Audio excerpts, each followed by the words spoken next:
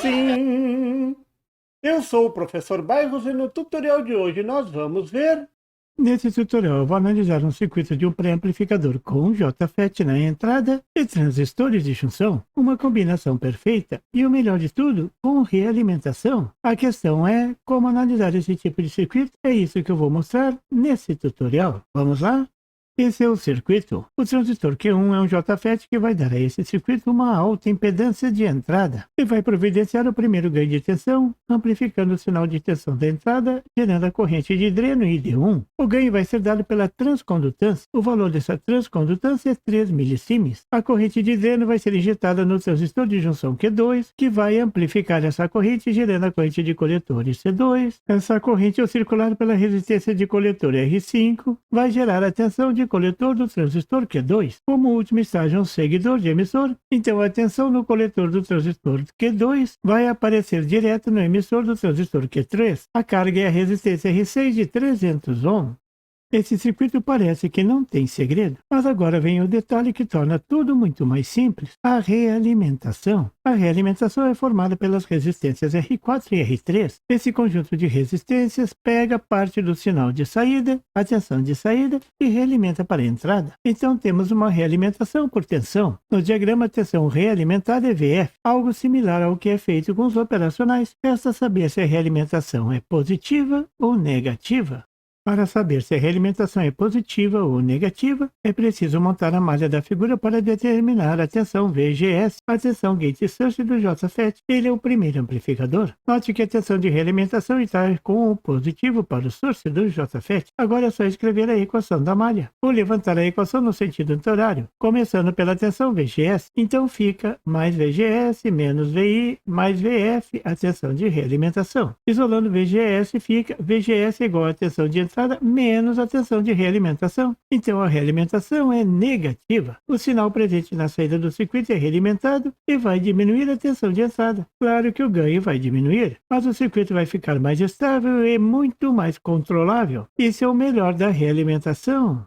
Quando tem realimentação, existe uma forma diferente de descrever o circuito, é usando blocos. O bloco A representa o circuito amplificador sem realimentação, com a realimentação aberta, por isso o ganho é escrito como AVO, esse O de Open, realimentação aberta. O ganho desse bloco é igual à tensão de saída sobre a tensão de entrada do bloco VIA. O bloco B representa a realimentação. O ganho desse circuito é representado pela letra grega beta. É a relação da tensão de entrada do bloco, que é a tensão VO, e a tensão de saída VF, e isso é realimentação. Normalmente esse ganho é menor do que 1. É um ganho que diminui a tensão da entrada do bloco. A entrada do bloco A é a tensão VIA. É resultado de uma operação matemática que pode ser uma soma ou uma subtração da tensão do sinal de entrada, mais ou menos a tensão realimentada. Essa operação é representada dentro daquele círculo posicionado na entrada do bloco A.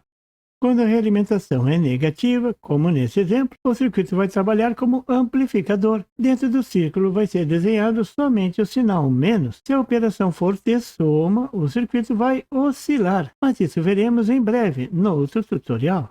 Agora vou determinar a tensão de saída do circuito com realimentação negativa. Tudo começa determinando o ganho só do circuito com a malha aberta, o bloco A. Veja na figura. Agora vamos determinar a tensão de entrada do bloco A. Essa tensão é igual à tensão do sinal de entrada VI, subtraída da tensão de realimentação VF. A tensão de realimentação VF é igual à tensão de saída VO multiplicada pelo beta. Esse é o bloco B. Agora vou trabalhar essa equação para determinar o ganho de tensão com realimentação, que é a relação da tensão de saída VO sobre a tensão de entrada VI, o sinal de entrada. Primeiro vou substituir a tensão VIA na equação 1. Depois vou substituir a tensão de realimentação. Agora é só trabalhar a equação. Passo o ganho do circuito aberto para dentro dos parênteses, passo a parcela com a tensão de saída VO para o outro lado da igualdade, coloco a tensão de saída VO em evidência, passa os parênteses para o outro lado e pronto. Temos a equação clássica com realimentação negativa. Essa equação indica que o ganho de malha aberta vai ser reduzido pelo valor dentro dos parênteses.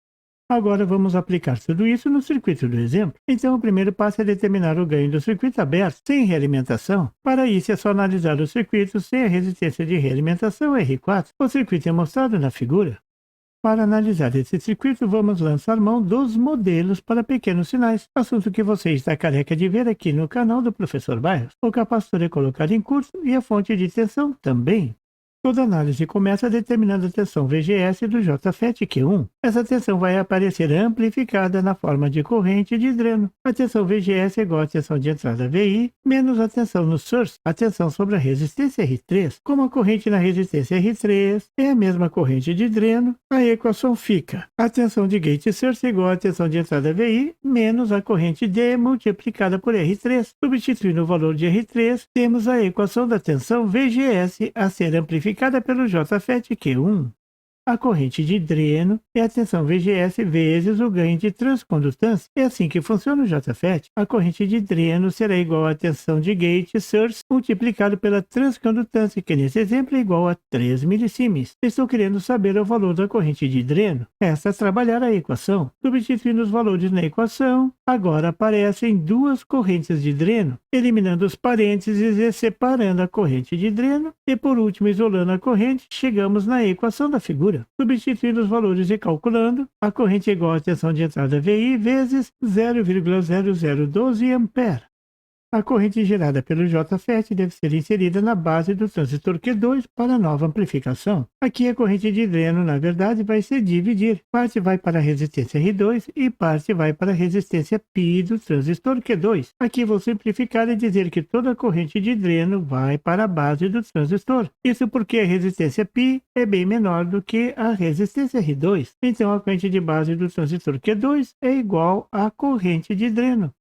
A corrente de coletor do transistor Q2 é simplesmente a corrente de base multiplicado pelo HFE, que nesse exemplo vale 300. A corrente de coletor é igual à tensão de entrada VI vezes 0,360 A.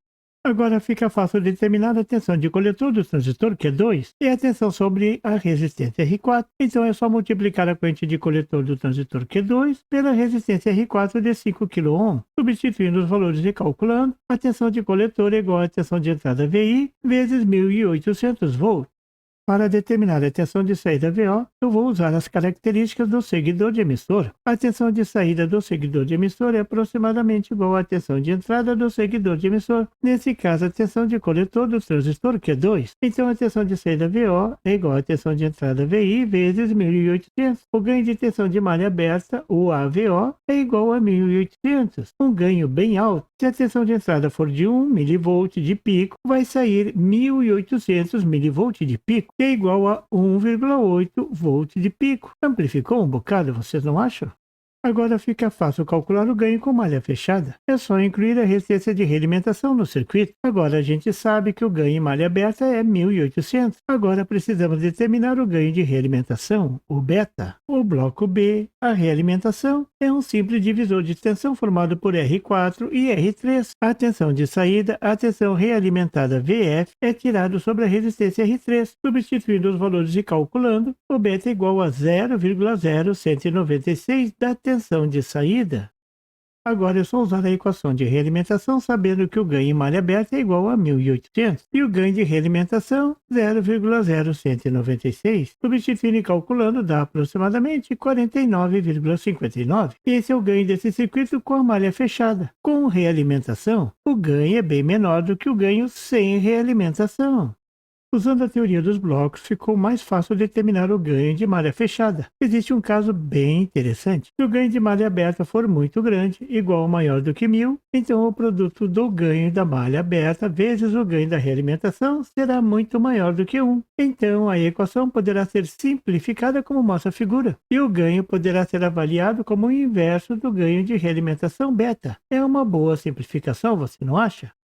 Esse é exatamente o caso do circuito do exemplo. Então não precisava fazer aquela calculeira toda se você soubesse que o ganho do circuito em malha aberta fosse muito alto. Então bastava determinar o beta, que é o divisor de tensão igual a 0,0196, e inverter esse valor. Daria um ganho de 51, viu? Bem próximo. E tem mais. Se a resistência de realimentação R4 for muito maior do que a resistência R3, então o cálculo poderá ser mais simplificado ainda. Basta dividir a resistência de realimentação representação R4 pela resistência R3, a mesma equação do amplificador operacional, lembra? Esse circuito daria 50. Melhorou mais ainda, vocês não acham? Por isso, quando você encontrar um circuito desse tipo, com realimentação por tensão, pode apostar que o ganho do amplificador em malha aberta é muito grande, e você poderá avaliar rapidinho o ganho do circuito olhando só para a realimentação. E se você quiser aumentar ou diminuir o ganho, já sabe onde mexer. Essa é a mesma teoria aplicada no amplificador operacional. O ganho em malha aberta de um amplificador operacional é maior do que 10.000. Então, para saber o ganho do circuito com realimentação negativa, basta saber o beta da realimentação. E isso você já vinha fazendo há muito tempo. Outra aplicação é no amplificador de potência com entrada com par diferencial, que é similar a um amplificador operacional. O ganho é muito alto, então aquelas resistências de realimentação que você está acostumado a ver, só elas irão determinar o ganho desse circuito. Nesse tutorial você viu como analisar um circuito amplificador com realimentação de tensão, usando os blocos e tudo mais. Nunca foi tão fácil. Bom proveito! E por favor, se você não é inscrito, se inscreva e marque o sininho para receber as notificações do canal. E não esqueça de deixar aquele like e compartilhar para dar uma força ao canal do Professor Bairros. E não tem site? Tem sim, é www.bairrospd.com. Lá você encontra o PDF e tutoriais sobre esse e outros assuntos da eletrônica. E fique atento ao canal do Professor Bairros para mais tutoriais sobre eletrônica. Até lá!